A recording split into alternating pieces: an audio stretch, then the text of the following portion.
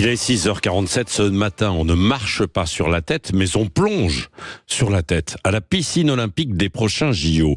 Vous avez peut-être vu hier cette vidéo qui est devenue virale sur les réseaux. On en a déjà parlé tôt ce matin avec Benjamin et on y reviendra d'ailleurs tout à l'heure aussi à 7h20.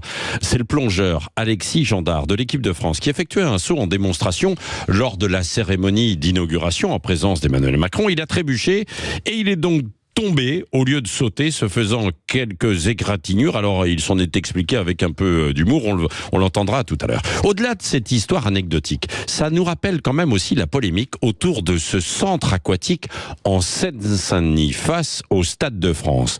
Parce que les organisateurs l'ont bien rappelé ces dernières semaines, il ne s'agit pas d'une piscine olympique, contrairement à ce qu'on pouvait penser, mais c'est un centre aquatique pour les Jeux. Alors vous allez me dire, quelle est la différence ? Eh bien, ce centre, qui initialement aurait pu être une piscine, n'était pas dans les normes pour accueillir du public lors d'une cérémonie des Jeux.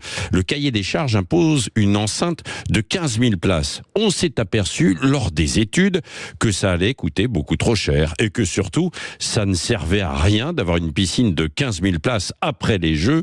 Ce serait trop grand et jamais vraiment utilisé, paraît-il. Alors on a décidé de limiter cette piscine à 5000 places et de n'y accueillir que de la natation artistique, du plongeon et les phases préliminaires du water-polo. La compétition de natation pour les Jeux aura lieu au stade Arena La Défense, qui peut accueillir plus de 15 000 spectateurs, où l'on va construire un bassin de piscine, mais éphémère. Voilà, l'histoire est étonnante, comme la chute hier du plongeur.